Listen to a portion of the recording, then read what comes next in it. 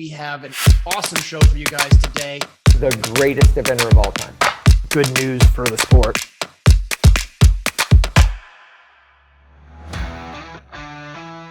Welcome to the John and Rick Show, brought to you by Horse Trailer Pros. John, we have had a very exciting week. Badminton just finished. We have Kentucky just finishing. Tamie Smith is going to come on the next couple segments. And then we have William Fox-Pitt coming on. What do you think about what's been going on the last couple weeks here? Yeah, I mean, to be honest, I think it's been amazing. I think it's been an awesome few weeks of sport. I originally said an awesome 2 weeks of sport because I forgot about Adelaide, which I don't know exactly how that all went down, to be honest, but I know it was a good event down there as well. So we've really had 3 awesome weeks of top competition. We've got, Tryon this week coming up as well. Correct. Which is happening right now as this airs. And it's been awesome, not without controversy for sure, as we'll discuss with William a little bit later on. But it's been good. And I have to say, I know some people were like rah, all in support of William. Some people were upset and thought that he was out of line making comments before the cross country. I personally support riders being able to say what they want to say, and doesn't mean there's not consequences, that you don't upset people. But I think if you have concerns, you should be able to voice them, because I have a big mouth, and so I do that too. No, I agree. I think, and when you hear William talk about the factors that went into why he was making that point, and it wasn't so much that he didn't want a frangible, I think it was just the things that went into it. And we'll hear that from William in a little bit. What a great job by Tamie Smith at Kentucky. You know, she's a great friend of ours, John, and she nailed it with my bomb. We're going to hear from her. I've got to rub it in. I won the bet. You owe me dinner. So you got to better start cooking. I mean, I did lose. I put my money on Will Coleman, which I still think was a smart bet. He's obviously incredible. It's so hard when you're choosing out of those top 5 or 6. I mean, it could have been Tammy or Tom or Liz or Will or any number of great riders. I probably shouldn't even have named anybody because I know I've missed some up there, but it was it was fun week. Hey, and I want to make some points. And, you know, a couple points are, you know, we're going to be talking about horsemanship. You know, we watched badminton. We saw people pulling up because their horses were tired. The lead up to badminton wasn't that great for conditioning, and the conditions at badminton made it so that you really needed to have a conditioned horse. I think that goes into Kentucky and soundness of horses and what we do for our horses to prepare them to go on to the first day through cross country onto the third day. And what I want to say is that everybody out there, whether you're going starter to 5-star, have your horses in the forefront of your mind. You know, finishing a competition on a horse that's not 100% should not be the goal. And if we are there, we all need to take note that, you know, whether you're in 1st, 5th, 6th, it doesn't matter, across the board at any levels, have your horse in mind. And if they need to be withdrawn, withdraw them. And then to the point of, I think a lot of people need to learn about when their horses get tired. Now, a lot of us that are listening don't have or will never have the ability to go 11 and a half, 12 minutes on a horse. But it's a whole different call, isn't it, John? And so I think we all need to probably watch and understand that, be in tune with your horses, know that you need to understand where they are. And sometimes it's going to be the first time you've gotten to 8 minutes on a course that's 11 and a half minutes, but understand that there's been people in the past that have shown the way, and that if your horse doesn't regain something within 30 seconds of that 8 minutes, you got to consider doing something. 100%. I would counter that a little bit, which I think you'll agree with, and I hope that most of the audience agrees with. And, you know, it's hard when you're out there competing. You have put so much time into getting there. And I don't think, and I can't speak for everybody, I don't know anyone personally that competes at the top level of this sport who is doing it for any reason other than they love horses, they love to compete, and they're doing this because they have a passion for the sport. So I don't believe that anybody is out there on cross country running an exhausted horse because they're thinking, screw this horse, I don't care, I'm getting home, No. I want the medal, and I don't care about my animal. I think everybody makes poor decisions from time to time, myself included. Right. And while, I'm thinking of Ollie, while we watch him run and we're all saying, he's got to pull up, he's got to stop, that horse looks exhausted. I can't put words into Ollie's mouth, but I would imagine in that moment, you're thinking to yourself, I'm almost home. He's tired. I can get this done. This is a great horse.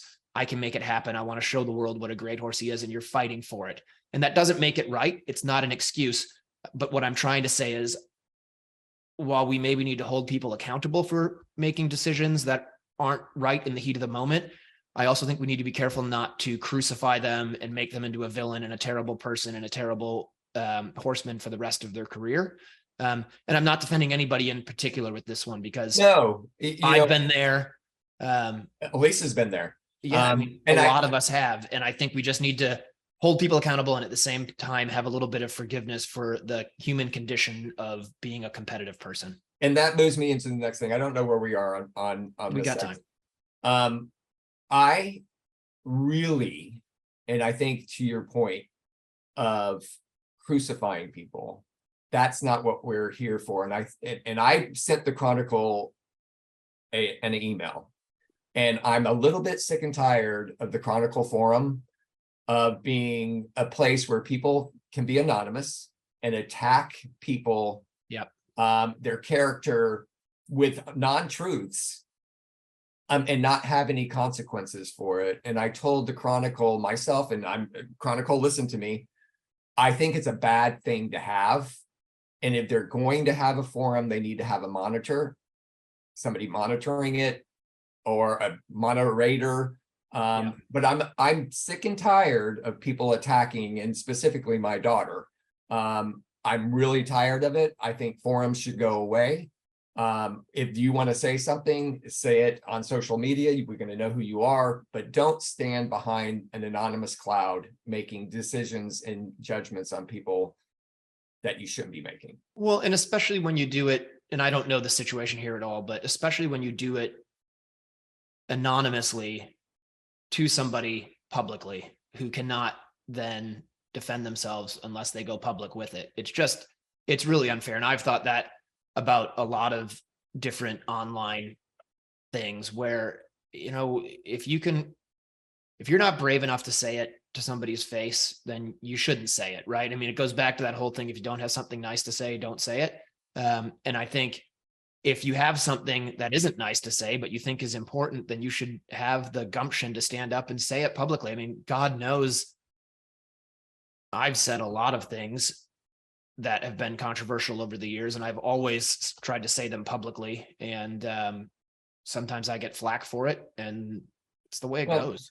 Exactly. And I think, just to follow up, and I know I just threw that out there, over the years, that forum has attacked me and Briggs, and it goes on. That what I'm trying to say to everybody is, we all are conscientious riders. And I think, John, you and a lot of people out there, including my daughter, think about everything that you're doing and the preps that go into it and the conversations you have with professionals, all the way from Lucinda to Ian to Bobby Costello.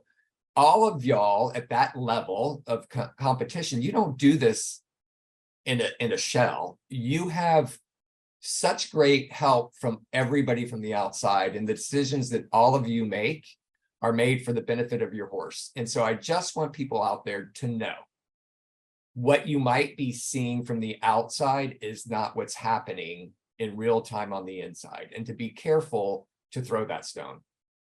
Yeah, well said. Well said. I mean, there's so much that goes into it. But with that said, I think, just to put the focus back on, it's been an awesome 3 weeks of eventing. It was so much fun up at Kentucky. Zach jumped around his first 5-star. I know. Congrats, Zach. Finished great. Had a beautiful show jumping around. And he won something very important. He won the first ever Wofford, the Wofford Rising Star trophy. He's so proud of that and so well deserved. And the horse seems to be in great shape afterwards. So congrats to Zach Brandt. And congrats to everybody that jumped around Kentucky. And, and I heard it said at some point during the weekend that everybody that was there deserved congratulations. And I think when you're there, you're like, oh, brother, give me a break. Like, come on. But it's so true. Like, everybody who's competed at Adelaide, Badminton, and Kentucky, that is the pinnacle of the sport. Those guys deserve all of the credit, whether they were able to get the job done or not. The hard work that goes in to get there, and sometimes things happen. Yeah, and you dust yourself off and you go forward. And again, congratulations to Tamie. Let's listen to what she has to say about her spectacular go on My Bomb at Kentucky. All right, let's do it. We're going to go take a break here, Rick, and then we're going to come back with a pretty good company segment, a company called Equibrew, and Tamie Smith up next. Let's go. Want to advertise on the John and Rick Show? Contact John at 352-875-8622 or call Rick at 850-879-2649. I Love My Horse Eventing Boutique has been serving event riders for 9 years with its mobile trailer. They have traveled up the East Coast and as far west as Montana. We look forward to seeing you all at their 30x30 booth in spot 108 on the main floor at the Land Rover Kentucky 3-day event. They have many items including breeches, tall boots, helmets, show coats, show shirts, equine books, horse feed advisors, and are your complete cross-country supply center. Brands like Shakamo, Good Rider, Fairplay, RJ Classic, Castle, Nunfinder, brands of Q, KER Feed, Trafalgar Square, Nupa Feed, Tonics, and Eco Gold.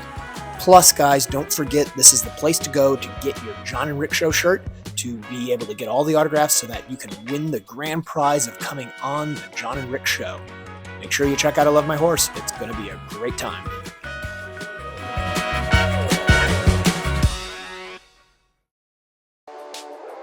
For a horse owner on the road, your trailer is essential. No one enjoys being stuck on the road. At Horse Trailer Pros, we repair, renovate, and maintain all makes and models of horse trailers. We work directly with your insurance company or manufacturer for warranty repairs and insurance claims. Our state-of-the-art facility provides quick turnaround and friendly customer service. Considering a living quarter conversion? We do those too. Find comfort on the road with Horse Trailer Pros. Call or text 352-804-2131. HorseTrailerPros.com.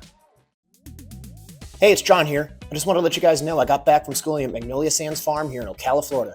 Their cross-country field is perfectly suited for a first outing on a young horse or schooling your upper-level horse. Magnolia Sands offers over 110 jumps ranging from starter to intermediate, plus multiple banks, ditches, and waters. They're constantly updating their courses and have even added new ditches and a starter ditch wall. Conveniently located in Northeast Ocala, Magnolia Sands has made it easy for riders and trainers with online waivers, Venmo, and PayPal, and even offer a golf cart for guests. MagnoliaSandsFarm.com. Equibrew, now available in the USA. It's a live probiotic that you feed daily to your horses. The live microbes go into your horse's gut and cleans up the gut wall, creating a healthy gut system. Equibrew is an essential part of my feeding program. My horses love to eat it, and it does a really good job of promoting gut health and also good behavior and great performances. It's something I recommend for all of your horses, no matter what they do in their careers. It's so affordable, I can use it on all of my horses in the barn, not just my top horses. Order Equibrew today by going to brickfieldnutrition.com or calling 850-879-2649. Welcome back to the John and Rick Show, brought to you by Horse Trailer Pros.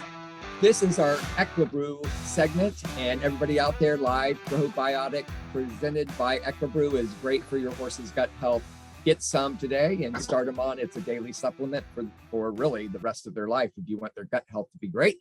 Tamie Smith is with us. The one and only Tamie Smith, eating her chocolate chip cookies after her win with My Bomb at Kentucky. I love this, Tamie. Arden's chocolate chip cookies. Yeah, I love this Arden. because you are like the supreme athlete in the equestrian world this week. You win Kentucky. You are a superstar. You come on our show and you are eating a chocolate chip cookie and a Coke. Well Hey, done. it's been rough the last couple months with my you know, you have to eat really well. So it's part of my celebrating. Well, That's great. So is- Tamie, we're gonna let you take over in a second, but I want to make something really clear to John Halling. Okay, John, Yeah. are you Okay. listening? I'm Are you listening. In the listening? last show, Tamie, You're gonna picked our wait, winners. whoa. You're gonna do this? You're gonna do this with Tamie on. She's gonna Yes. claw my eyes out. Yes. I can't She wait. already gets mad enough at me. I don't need your help. Yep, you're welcome. So on the last show, we said, who's gonna win? Who do you think I said, Tamie? You said me and my mom. Yes. And Yeah. who did John say? Who did I say? Tamie. Probably Liz and Miss Maxter C. Nope. No. No. I knew you were gonna do really well. Tom. I picked Coleman. Oh, okay. I picked Coleman. But That's okay. thank you. It wasn't that I didn't believe in you. I knew you'd be right there. I just felt like it was Coleman this week, but I am thrilled that it was you. I mean, at So- least we know not to go with your intuition for the future. Hey, Tamie, I know it's been a whirlwind. Has it sunk in? I saw a text from you a couple days ago and you said it hasn't sunk in yet. Has it sunk in? Not really. I mean, I don't know what's supposed to happen. I've never won a big 5-star before, so I don't know. It's kind of weird. My friends are all making fun of me because everywhere we go, somebody asks for my autograph. So Beck Great leans up here with me and she's like, "Oh my God, if we were in California, everybody would just be like, oh my God, it's Deaf Tamie." Deaf Tamie. I love it. I love it. But no, it's I don't know. I still feel like the same person. So I'm waiting for some Magical thing. Well, exciting, out of body experience to happen. I mean, it almost feels like I'm kind of on the outside looking in. It's weird. Well, let's take it everybody on the inside. So lead up with my bomb coming into to Kentucky. Was there anything different you did with him other than what your normal preparations are? Well, since he's moved up to 5-star, it's the first time I've stayed home. The first 5-star he did was the year of Tokyo, and then last year was the World Championship. So coming east was kind of necessary to kind of get in the mix with everyone and kind of claim my stake a little bit. And I think it's important to have head-to-head competition with the people who are vying for the same, spot. But this year I stayed home, and I have to say, I feel like he felt better than he's ever felt. He looked better than he's ever looked. And it was really, gratifying to do that. Like, we have, not a lot of people know, but there's been like this kind of perception, that you can't really do it from the West Coast. And the USCF and the USEA are working hard to create, to fix that perception. Because people, of course, like John, think that you have to move to Florida to do eventing. What is going on here? Hold on. What is going on with the two of you? Did you guys get together last night? We had a conference call yesterday. Oh, yeah, all your previous comments are just coming back to haunt you, buddy. It's fine. It's fine. All right, go We ahead. still love you. We still Uh-huh. love you. Uh-huh. Anyway, so there's been a lot of things kind of going behind the scenes, and it's a little bit rough to kind of break through that. And so anyway, it was extra special to be able to stay home and do all my prep work at home, and know that I could get my horse fit at home, and know that the team I have at home is capable of preparing me for something like this, and then having, you know, the best result of my career from it. So that meant a lot. John, you go. Yeah. So Tamie, so on that note, I think not just this spring, but sort of over the last few years in the career with this horse, I think one of the things I do want to touch on quite seriously is, all joking aside, obviously it is a challenge, a different challenge coming from the West Coast, coming from California, and having to travel around the world and around the US, and travel for the big competitions, having to travel long distances. What has the sacrifice been like for you from there, to be able to now this season set yourself up, be in California, and just show up at Kentucky and kick everybody's butt? I mean, just like any kind of, whenever you're doing anything elite and you have to travel, I mean, everybody has to travel, because I can't bring anybody, as much as I'd love to bring them to California, I can't do that. So I have to go where they are. And it is a sacrifice. It's a sacrifice financially on my family, and my marriage, and my kids. Like, growing up through the years, like I've had to be away at times, and Dave is amazing, and he's Wait, well, I thought been, it was, isn't it Hot Dave? Hot Dave. Yes, Right. it is. It is. But Dave's been amazing, and always been, you know, probably 95% of the time been very supportive, and you know, kind of helped me go after this dream. And but it that is hard, but I think that's hard in any career in what you're doing.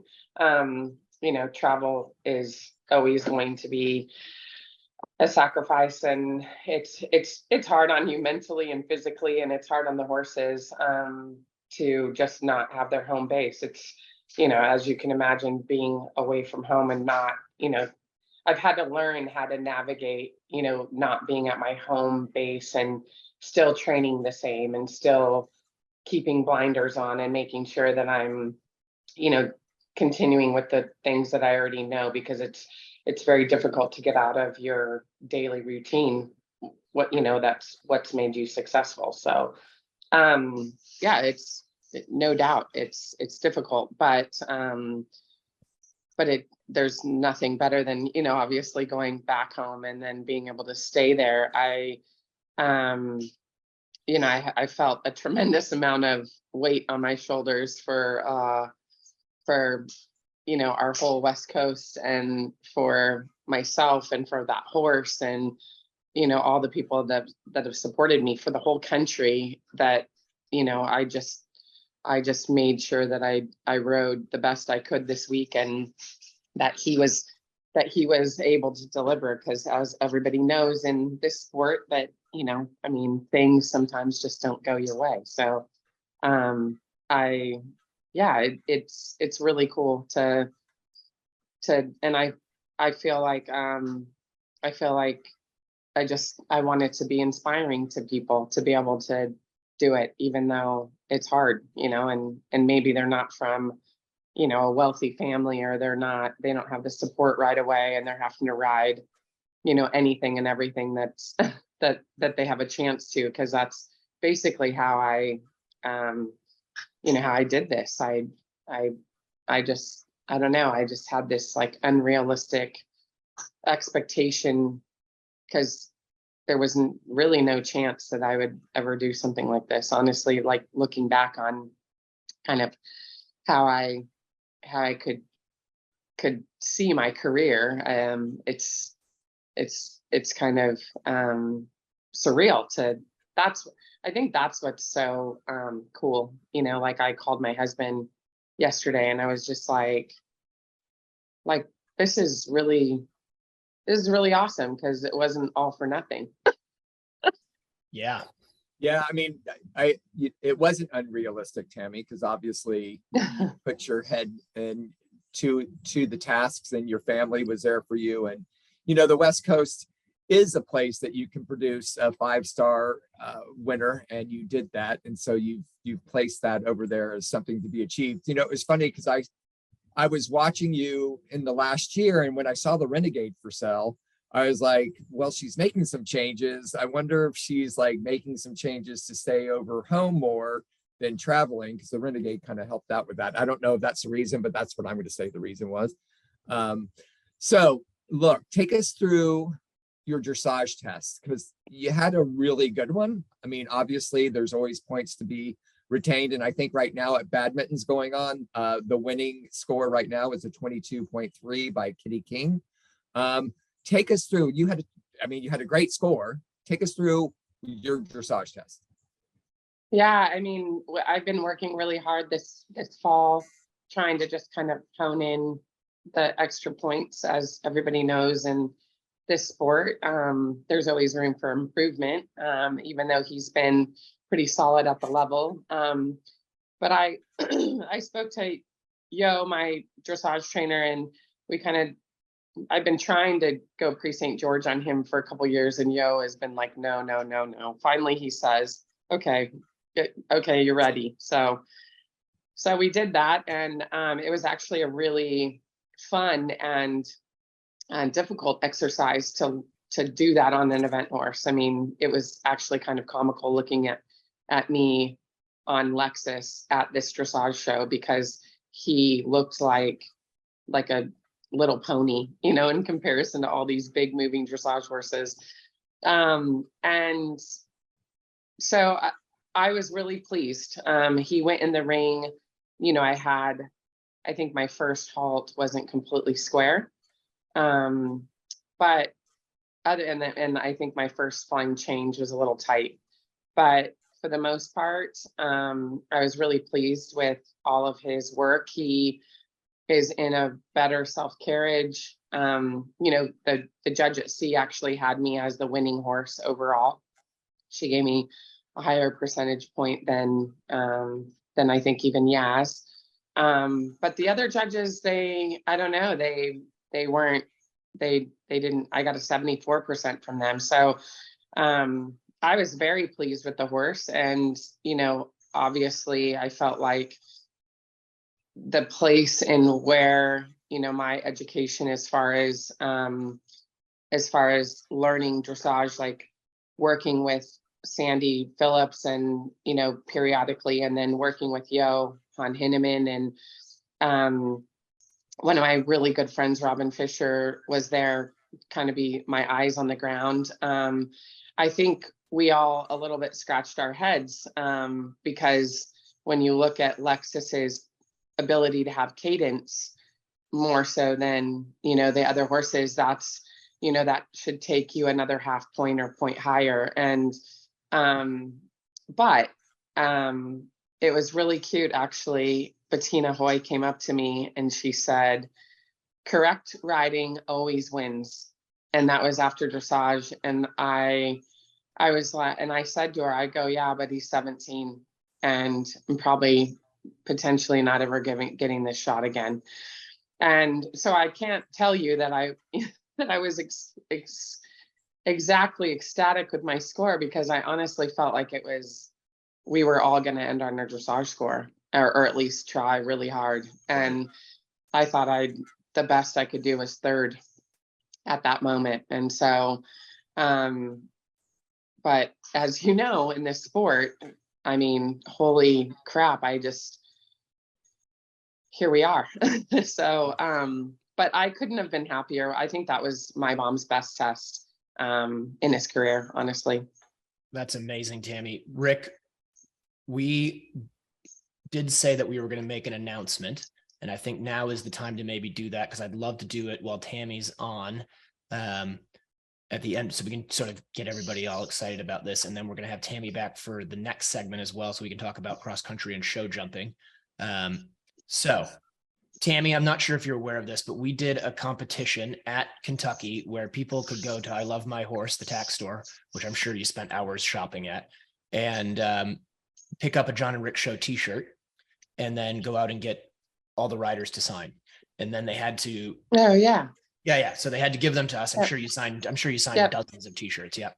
So we have the winner, and the winner gets to come on the show and be interviewed and talk about their week at Kentucky and how exciting it was to watch the first American in 15 years and the first woman in how many years, Tammy? I don't know. In a long time, which is crazy to me because that's insane. So they're going to get to come on and talk all about your big win Awesome. and the weekend. So Rick, we need a drum roll. That's a terrible drum roll. You got to make noise. I just did. Now you sound like a snake. Okay, it's the best I could do. Pop, pop, pop, pop, pop, pop, pop, pop. All right. No, machine gun. That's Oh, fun there you too. go. Oh my God. You guys are No, killing me. none of Okay. that. Anyway, so with all of that build up, the winner is Keegan Oswald. Go Awesome. Keegan. So That is amazing. yeah. Well, so that is a really good announcement. What we're going to do right now is take a break. Thanks, Equibrew, for being a part of this segment. And Tammy, hang on with us. We're going to do another 10 to let you tell us about the rest of your journey. Equibrew, now available in the USA. It's a live probiotic that you feed daily to your horses. The live microbes go into your horse's gut and cleans up the gut wall, creating a healthy gut system. Equibrew is an essential part of my feeding program. My horses love to eat it, and it does a really good job of promoting gut health and also good behavior and great performances. It's something I recommend for all of your horses, no matter what they do in their careers. It's so affordable, I can use it on all of my horses in the barn, not just my top horses. Order Equibrew today by going to brickfieldnutrition.com or calling 850-879-2649. Grant Showalter has over 15 years of equine bodywork and saddle fitting experience. His technique allows him to identify and alleviate tightness in muscles. He uses trigger point massage to release points of restriction. Grant has over a decade of experience fitting and adjusting a wide variety of saddles. His expertise in equine physiology, coupled with a thorough understanding of the importance of a properly fitted saddle, allows him to quickly identify and correct any balance issues. Grant can also adjust your saddle on site. Grant works on all of my competition horses, and I have noticed a significant improvement in their performance at competitions and their overall way of going. Grant's based in Ocala, Florida year-round, but regularly travels to the surrounding areas. For more information or to schedule an appointment, call 484-639-4454. Hi, my name's Leslie Law, and we are a proud supporter of Jump for Joy. We've been using their portable cross-country jumps now for about 10 to 15 years. We love these jumps because, as you can see, they're very easy to move. It would only take another person on the other side, and I could place this fence wherever I wanted to very easily.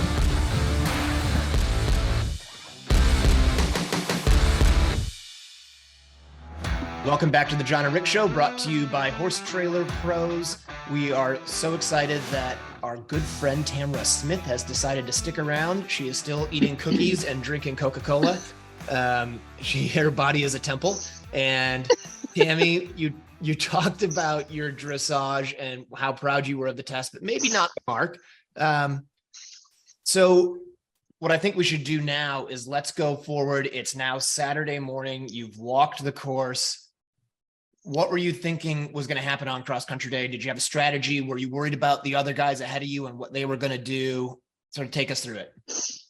No, I have, I had a few people that I was kind of asking for advice. I mean, I called Graham Tom like a month before Kentucky, and I was, kind of trying to get any kind of inside scoop that I could get to execute, what I wanted to do. I kind of, I just knew, like, I walked the course. I got to walk around with Ian and also Scott, and just to make sure I knew where my horse should be on the ropes. And I knew really it was going to be about the time and whether, who could make the time. On the top 5 horses, I felt like that was really the thing. The Kentucky event, the cross country this year, it was quite difficult, but maybe not as difficult as it has been in years past. But I will say that the way that Derek used the terrain and whatnot, that's kind of what made the obstacles more difficult. And so I knew I had to just be focused and to make sure that I could be as fast as I could, as tight as I could. And I'm not on a blood horse, so I knew I had a little bit of my work cut out for me. I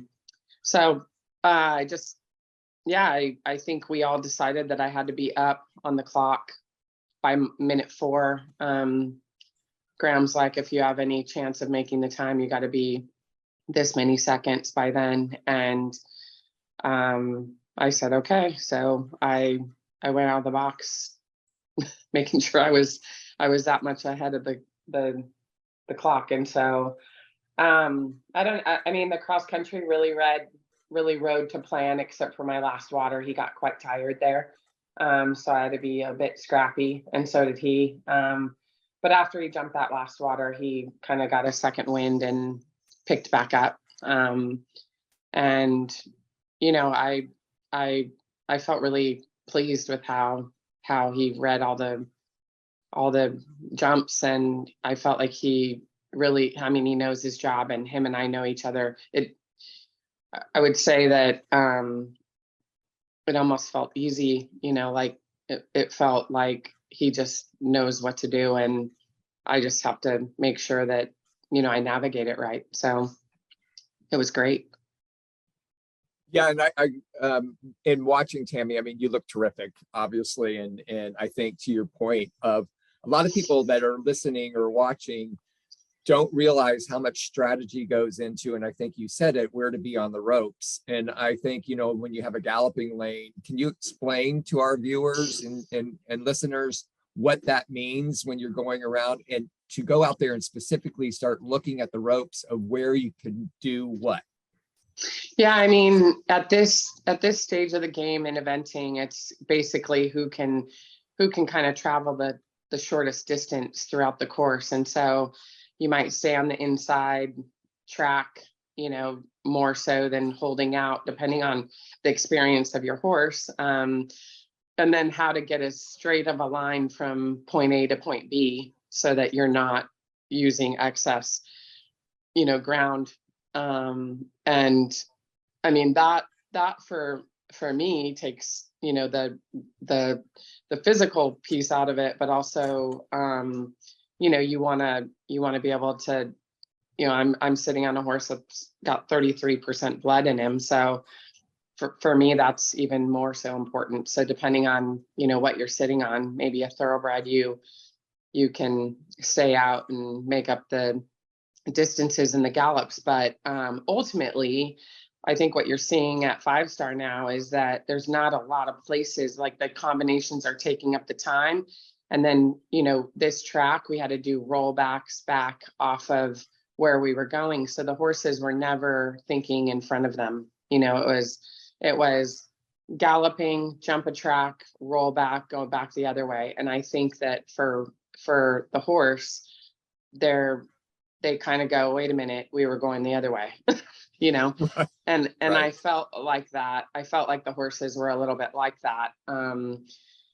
Even on the short format horses, I felt like that was a little bit like that. And they're a little bit like, wait a minute, I thought we were going over this. And that's exhausting, and it takes up time. And I half was excited when I saw that in the track, because I was hoping that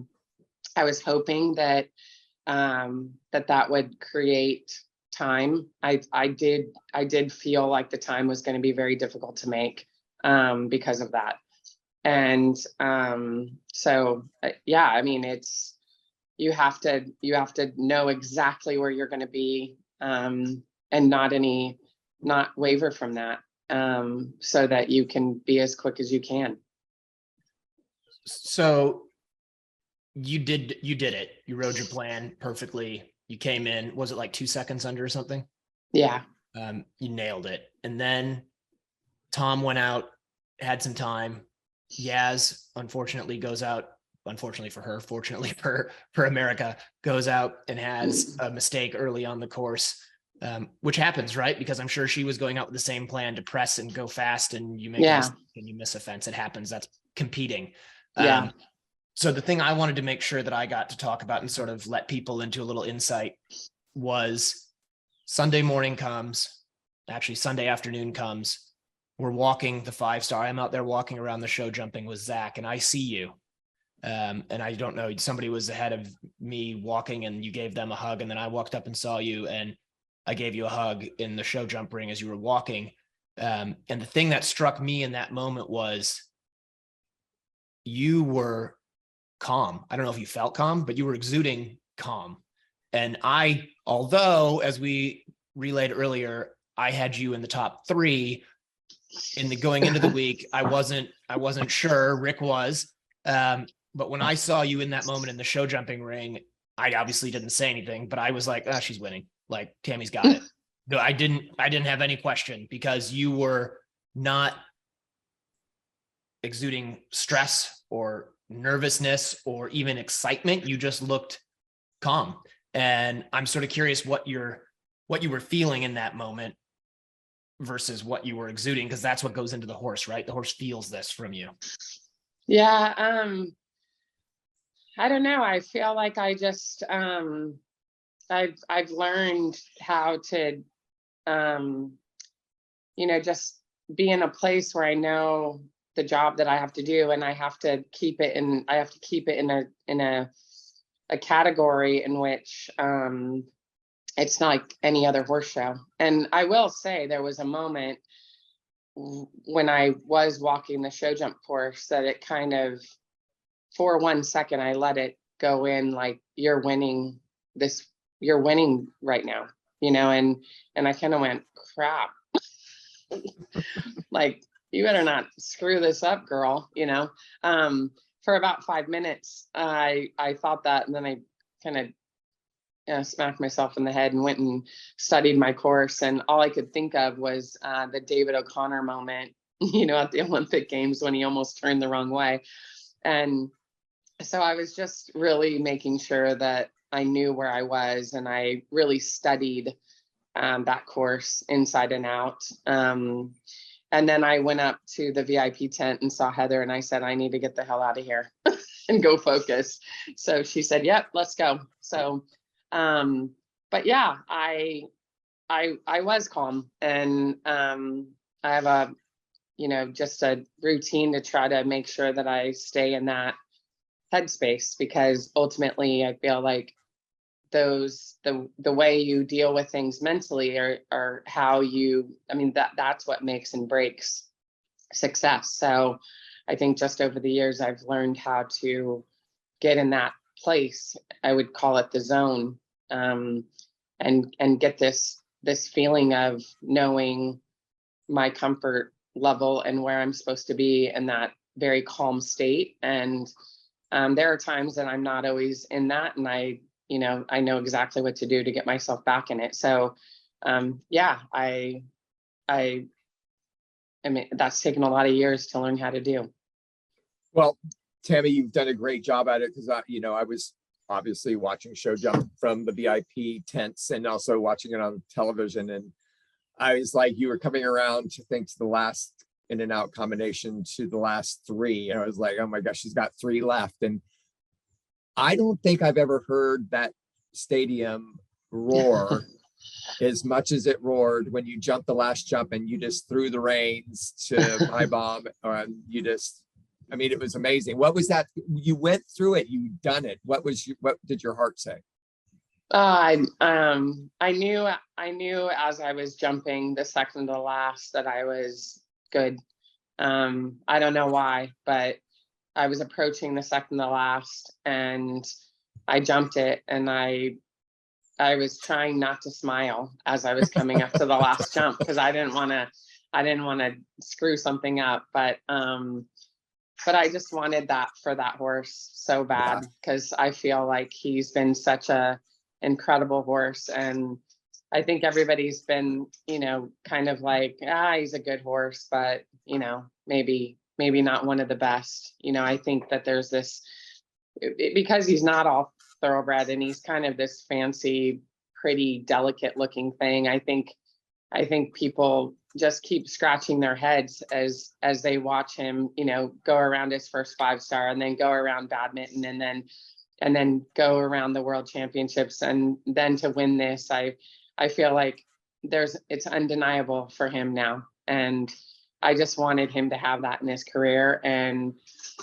I wanted an American to win Kentucky so badly. And I wanted everybody my family to know the sacrifice was all worth it, and that you can do it from the West Coast, and you can do it if you're, you know, not from, you know, a very affluent family. And I wanted my daughter to see that all that hard work and misery throughout my career has that there's, you know, that it's all possible. And I think a friend of mine texted me, the harder you've worked, the luckier you've got. And I said, isn't that how it's supposed to happen? And he said, yeah, but a lot of people don't know that. They're losing that feeling that it actually takes hard work. And so it's been really great to be able to have to be able to have, you know, that happen. My friend Beck just walked in and rolled her eyes because somebody's talking to me about this again. She's like, oh my God. Hey, Tamie, do you have your defender keys? I don't have them yet. No. What color is it going to be? I don't know. I did get an email though, saying that I'm getting one. So I was wondering if it was not true. They were just kidding. I hope it has California emissions. What? Hey, to that point on the Defender, do you know that the Defender Plus that she's getting fits 8 people? Oh, sweet. Yeah. Let's go. Road trip, Tamie. Well, yeah, I can put congratulations. all my friends in there. That's awesome. Everyone like I a have. clown car. So Tamie, we know that you're getting pulled on every direction this week. We really appreciate you coming on. I will say, after all that focus, it was so much fun to look on social media and see you just living it up Sunday night, spraying champagne on people, everybody in the Area 6 hat getting photos in the tent. It was incredible. I will say, I can say this for every equestrian in the United States. We are all so proud of you. We're so appreciative of everything that you've done. My Bomb is one of the greats. He is absolutely going to be put in the Hall of Fame someday for sure because of you. You are one of the greats, and we really appreciate it. I'm proud to call you a friend, and really proud that I picked you to win. So congratulations. You are truly a hero in the sport, and you were awesome. So thank you again for coming on. Thanks for having me, guys. Love you, Tamie. When I'm in the middle of my competition season, it's easy to get behind in my hydration or just feel exhausted. When that happens, I turn to Jumpstart IV Therapy. Jumpstart IV Therapy is a mobile therapy serving the state of Florida. Their team of healthcare professionals are there to help the equestrian athlete feel their best so they can perform their best. Their IV treatment of fluids, vitamins, minerals, and medicines will give you an exclusive advantage on and off your horse. Give them a call at 407-449-0532 or find them on the web at jumpstartivtherapy.com. Jump for Joy fences are easy to move, lightweight, durable, and low maintenance. So we're out here on the cross country. We just finished over in the show jumping over the Jump for Joy fences. Had a great time schooling over them. They're really nice and easy to move, so we were able to adjust some things and really have the exact school that we needed thanks to the Jump for Joy fences. I love them.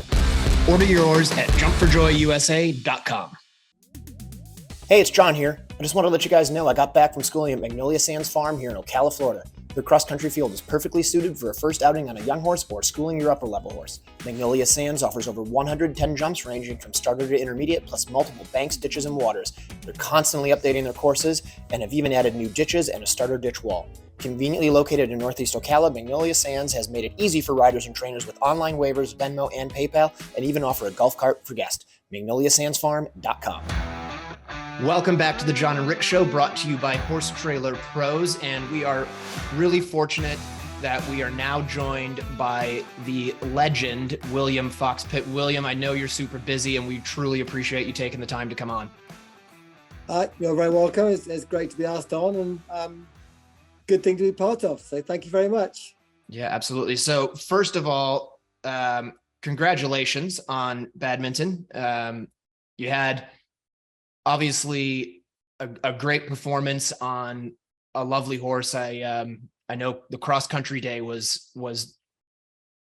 tough to say the least. So well done you for getting that done. You looked like you always looked. You looked amazing out there and made great choices and rode like the champion that you are. So well done. You're very kind. Thank you very much. I had a good time and I was very pleased with my mare. Didn't quite know what to expect. She's an 11-year-old, but she's missed last year, and her kind of main bit of eventing came post-COVID, when I would say the sport was a little bit gentle. She did her 4 stars, but they were sort of 3.5 stars, if you know what I mean. So when I got to badminton, I thought, oh my God, what does she actually know? What has she done? And that the course was very big, lots of variety. And I obviously was going because I was hopeful that she was up for it, but I did have my moments when I thought, blimey, this is quite a big question. And naturally, the ground was tough. The only 3 4 stars she's done has been on the tarmac. So it was a bit of an eye-opener to suddenly be in a bit of a bog. A bog is a bit harsh, but certainly there wasn't much rebound on the ground, put it like that. So yeah, I was delighted with her, and she coped as well as I could have hoped. She wasn't ever going to win it, let's face it. There's some bloody good horses there, and we're not in that bracket. Certainly not at the moment. And we knocked a few show jumps down, which is always a shame, but so did some other people. So hey ho, we move on, and I hope I got a better horse for it, and some exciting things to aim for in the future. So I'll just ask this and then you're up, Rick. What was the lead up for her? She's not a lot of blood, is she? Well, she's a Grafenstolz. So she's kind of German, but it's Trakehner German. So it's not what I call the big heavy Oldenburg Hanoverian type. So I think, Grafenstolz has produced, he did, to be fair, Grafenstolz was also the sire of the Winner. So we can't blame him on her lack of quality. Her mum is a bit of a mixture as well, but again, she was quite a quality type of a mixture mare. So, she's a proper mongrel, my mare. She's God knows what she is. Of course, I would say she's a bit foreign, but she doesn't think she is. She's a good. No, and I wasn't trying to say she wasn't quality. She's lovely, but I just was making note there were a lot of horses there that weren't thoroughbred that seemed to be able to get around that course. And so sort of my follow-up to that was, I know it's been really rainy there, and you guys have missed a bunch of events. What were you able to do this winter, spring in preparation with her? Okay, well, personally, I've been quite lucky. I had, I can start cursing and swearing about the FEI very quickly, but we'll get there.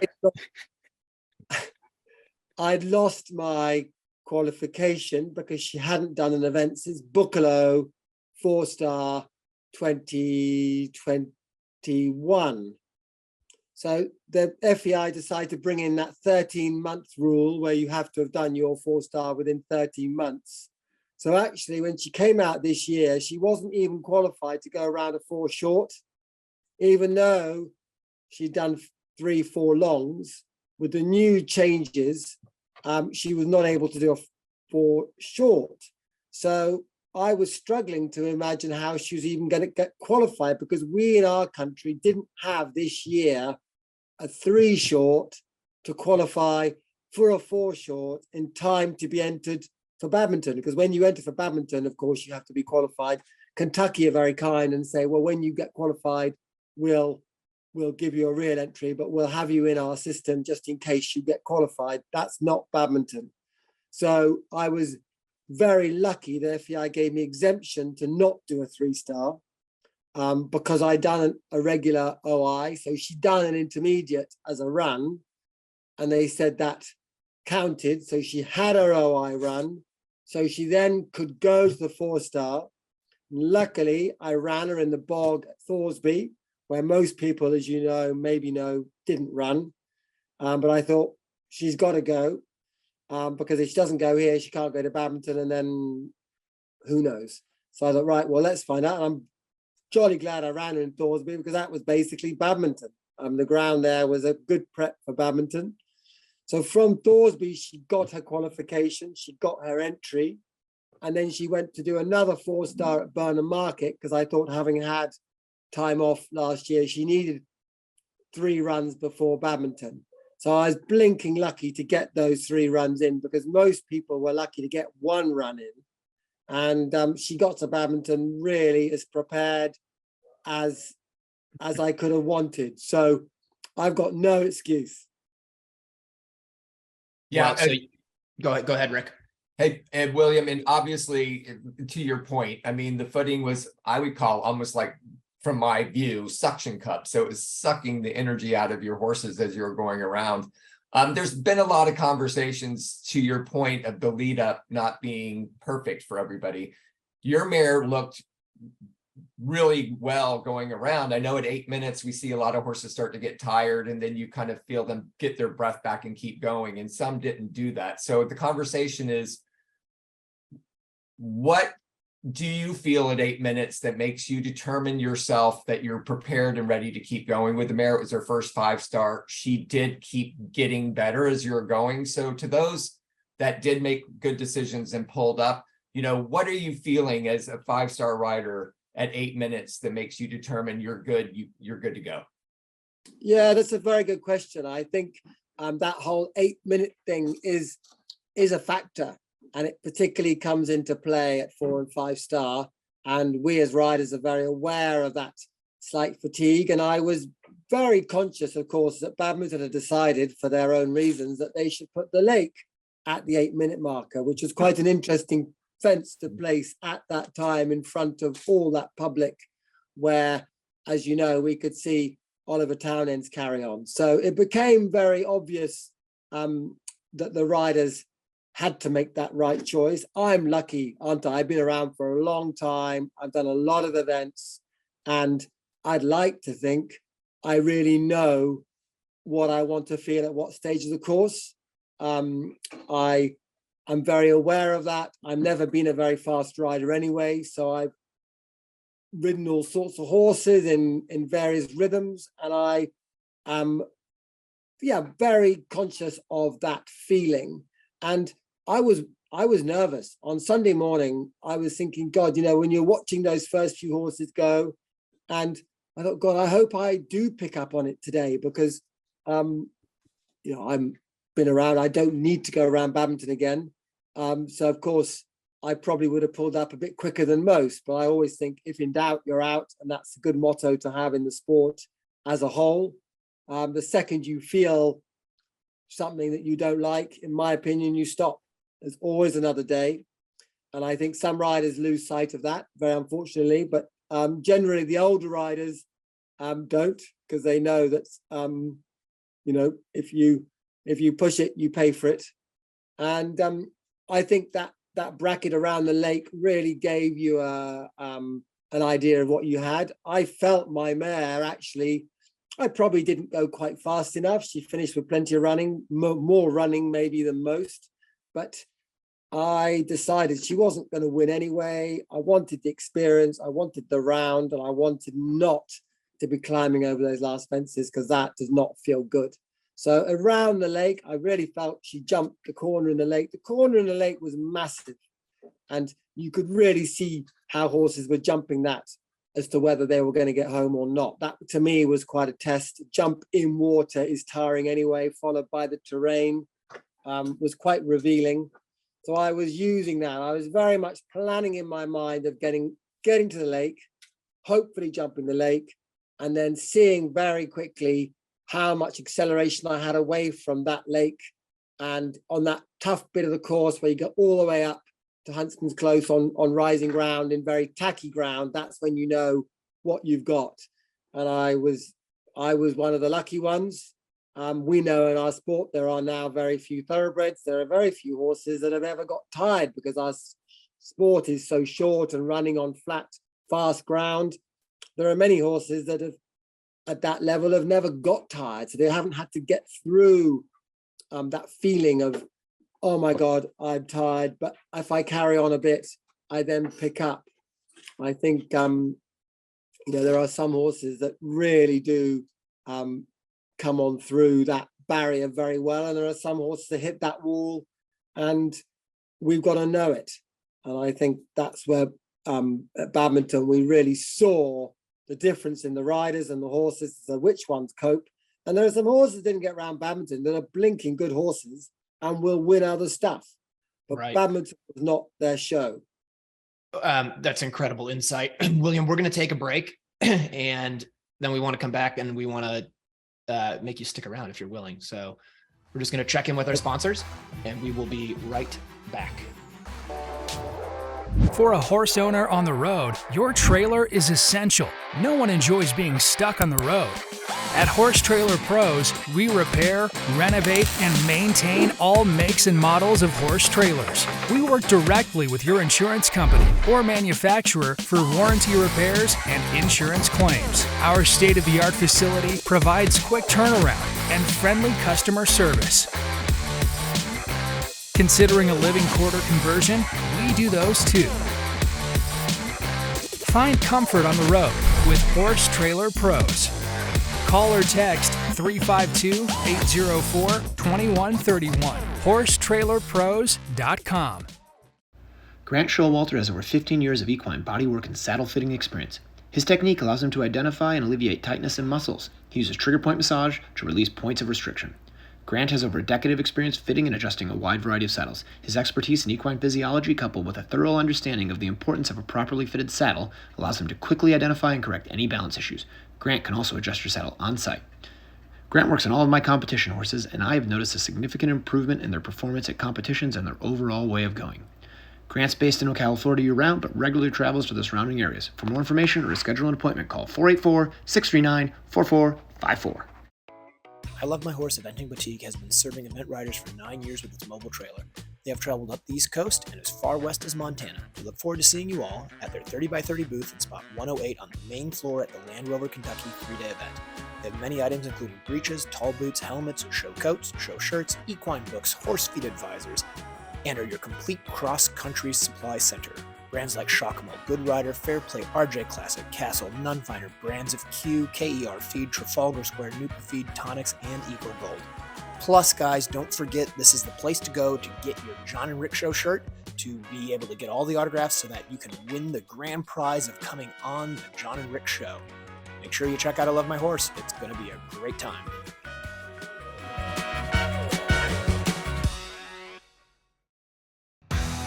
Welcome back to the John and Rick Show, brought to you by Horse Trailer Pros. William Fox-Pitt is still here with us. We're talking about badminton. William, thanks so much for coming into the second segment. And you made some points about, we were talking about horses getting tired, the ground, the lead up to badminton. There's a lot of things that went in, I think, this is my opinion, to the conditioning of the horses, even now with the conditions having sticky ground. And decisions of riders to keep going or not keep going. But I wanted to kind of draw back to the point of the head of the lake being at 8 minutes. And you had some thoughts about the head of the lake anyway. Can you tell us what your thoughts were of the head of the lake and what drew you to make some conclusions there? Well, I probably got to the stage of my life where I probably have too many opinions, and I'm no longer shy. So I was very, very disappointed by the choice of a post and rails going into the lake at the 8 minute marker. I thought for our sport was an extraordinary choice. Last year, we jumped into the lake over a lovely big log with a brush in the top. This year, we jumped that lovely big log with a brush in the top. There was a massive log into the top pond, the first water on the course. Yes. I was just slightly amazed that everyone thought it was okay that at the 8 minute marker, we could all jump an upright post and rails, drop into water, where we know horses lower themselves onto rails into water. They break it with their back end coming down quickly. And it was a ludicrous place for that fence, in my opinion. And we're very lucky that very few people jumped it, so the pin didn't come down very much. And also, we know now with pins that sometimes they go, sometimes they don't. There's a little bit of luck involved in a pin. Yes, we hope it might save our life one day, but we also hope we don't get an 11. And there's a very fine line between those two things. And I've gone on about it for a lot of time with the FEI, because I really feel that if you have a pin with a front leg, you should be penalized. And if you have a pin with a back leg, you shouldn't. Black and white. So was the concern there then that it was a post and rail, or that it was frangible? If it had not been frangible, would you have been as concerned about it? If it had not been frangible, I would have jumped it, because I wouldn't have been worried about my horse turning over that fence, because she wouldn't have done. But maybe somebody would. So maybe it has to be because somebody could get a bad stride, the horse half stops and doesn't and flips over it. We know in our sport that's possible. But what worried me was it was a suddenly, it was 11 penalty for a knockdown, which is game over. So why be at badminton at all? And to put it in that place, that's what my concern was, is that, we saw one horse have it down because he was tired, and more horses would have had it done. The ones that did jump it well, and I think 5 or 4 did jump it well, they're proper jumping machines. I mean, Toledo de Cursa, Pippa's horse, Austin O'Connor's horse, those horses are out and out jumpers that don't touch a fence if their life depends on it. And they decided to take that risk, and good on them. They got away with it. Absolutely hats off to them. But my goodness, they knew what they were on. There's no way that Ollie Townend was going to do that on Ballamore Class, because he knows that horse is an old experienced not schoolmasters, but he's campaigner, and he would have rolled his legs over it because that's what he's learnt to do. And then the pin would have gone, it would have been game over, and he would have lost his rather precious second place. So right. That to me was a sadness, and I think it was in the eye of the public, and it just, why, in my opinion, why couldn't he have used a log there? There's plenty of logs around the place at badminton. He could have chosen another log to go there. If it was a slightly similar fence to the last water, who cares? But to put a rail there and then to be saying outwardly, well, if you ride it properly, you won't have the pin, is a load of rubbish. I mean, so can I just interject here once, Rick? Is that all right? I don't want to step on you. No, you got it. Just playing devil's advocate here, because I think it's a great conversation to have. So hopefully I won't offend you with this. I have some stats here. So it does take, just for a little background here, it takes 5 joules of force to knock down a show jump. It takes 200 joules of force, and it doesn't matter if you know what a joule is or not. It takes 200 joules of force to,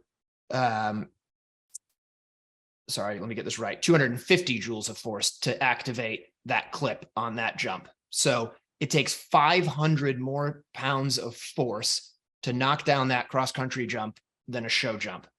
With that, also, with a horse that's galloping, which in this case, I assume they're not, but if you have a horse that's galloping 600 meters a minute, the horse and rider have a combined force of 27,000 joules of energy, and it only takes 200 joules to cause a proper rotational fall.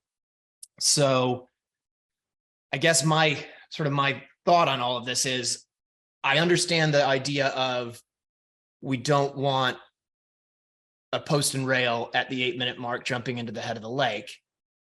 But if we're going to use a post and rail at the 8-minute mark jumping into the head of the lake, then don't you think it probably should be frangible? I totally am hearing what you're saying here. I absolutely know that if you are going to use a post and rail at the head of the lake, the 8-minute marker, you have to have a frangible in our sport now. We have frangibles, they're there to be used. My issue is that you shouldn't be penalized if your horse bellies it and stands up and goes in. I mean, cross country, we do sometimes belly a jump. A horse weighs half a ton, as you say, sometimes he's going 600 meters a minute. He is an incredible force. So, of course, when he flicks a show jump, he does not hit it in the same way, but he can come back, he can survive. He is not suffering from bashing a fence in a very heavy, ugly way. But, you know, we've all done it historically for years. We've jumped on and off all sorts of fences and they still jump the next day and they're still totally fine. That is, to me, cross country. My point is that if you insist on having the pin there at that moment in our sport, we should not be penalized for knocking it down with our back legs. Okay, so you think, just to put this together for myself and for the listeners, if you hit that thing in front, penalty, fair enough. You hit it in front, probably we're going to fall. If you hit it behind, then probably shouldn't count. That's your feeling. I sound very basic saying that, and of course there's got to have proof as to did it hit it in front and behind, and how did it do it, and did it, you know, there is that complication on a screen, and there's a delay maybe in the result, but so be it. There's often that delay anyway. Often you do object to a flag or a run out or something, and it is reviewed and it is not necessarily instant. So I would like to think that we could deal with that uncertainty as a not perfect, but a lot better than what we're dealing with now, because, you know, we are going cross country. I want to preserve cross country.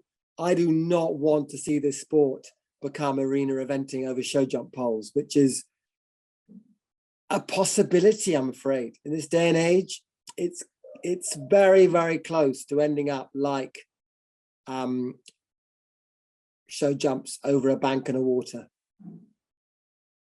Yeah, I mean, to your point, William, to have the subjective qualities put in place, I think scares people, and they say, well, we're just making 11 points, right?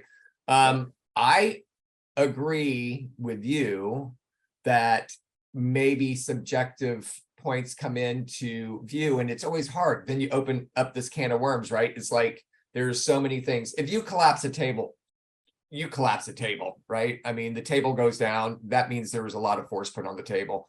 And I know that happened at Kentucky in the 4-star. A table went down.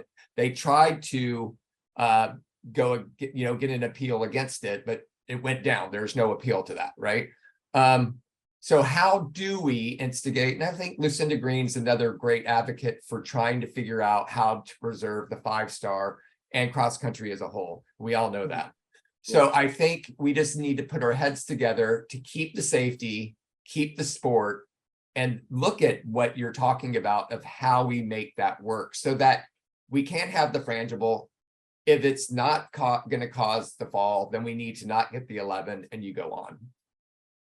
I think exactly that. We've got to find a way of working together. You know, as I said, pins were invented to save lives. We believe they're saving lives. They were not invented to give course builders an excuse to find ways of giving us a penalty. And that's the fine line. And I think that we've got to be brave enough to be subjective. I mean, look at the blinking dressage.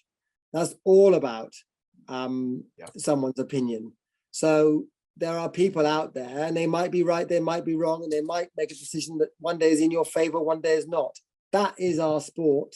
I would be prepared to live with that if we could have our sport preserved as cross country, not arena eventing with knockdown jumps when we blink. Well, I think that discussion needs to be furthered, and I think you've opened, like so many times when we talk about things, subjective, even ground juries pulling horses and riders up. You know, that's subjective, but in the same course, I think I see it more now than I have seen in the past, because we do need to be, I think sometimes, I mean, my daughter is a prime example that was at badminton in 2017. She will admit she should have been pulled up. She was a first-time badminton rider. She didn't know what was going on, but I think we need to have that fine line for pulling up horses and having subjective results from a pin going down if it wasn't going to cause a catastrophic event. I agree. We have to live with things not being perfect, but we have to have a level of tolerance. Otherwise, we have this perfect world which becomes completely clinical and grim. Right. I think we've got to have that element where people, sometimes you might be pulled up and they might be wrong. Sometimes they might not pull you up and they might be wrong. But that is what we're dealing with. That's not a crime. That sometimes is just an error. But for the sake of, surely we've got to keep the natural flair to our sport for fear of trying to make it perfect. It's just, that's just not possible. But I just felt very strongly the lake was a really classic example of where our sport is going, that the pin was strategically placed in front of a massive public at the lake at the 8-minute marker. And luckily the long route wasn't too long, because otherwise more people would have tried it. So you don't feel better about it at this point because 5 people tried and only 1 activated. You stand by that feeling. If more people had jumped it, you think it would have been a bigger issue? I'd like to have seen the proof. I know I've got an opinion, and who knows, but I would like to have seen, maybe it wouldn't have come down. Maybe it just would have gone a couple of times in a day and you live with it. But maybe, looking at it, I thought it was going to go 10 or 15 times if we all jumped it, which is why I kind of rather flippantly said that we should all just not jump it and have a level competition just without that bad fence. Right. But that would be the day to get all the riders to agree to that, wouldn't it? Well, you almost did. You got everybody but 5.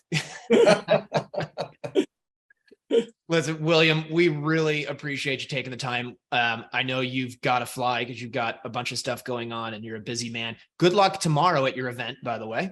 And again, thank you so much for coming on. Thanks, Thank William. you. I've got some jumping to do today. I got some catching up. I've had my holiday at Badminton with 1 horse, so I've got to get on with the rest now. But thanks very much, guys, and keep up the good work. All right. Thank you. And thank you, everybody, for watching the show. We truly appreciate the support. Make sure you check out our sponsors. Make sure you check in on YouTube and become a subscriber like William is, I'm sure, a subscriber to the John and Rick Show on YouTube. Comment on all the platforms you can. Check us out on your podcast players. Comment on there. All of that stuff really helps us out. So thank you again, and we will catch you guys next time. We have an awesome show for you guys today. The greatest eventer of all time. Good news for the sport.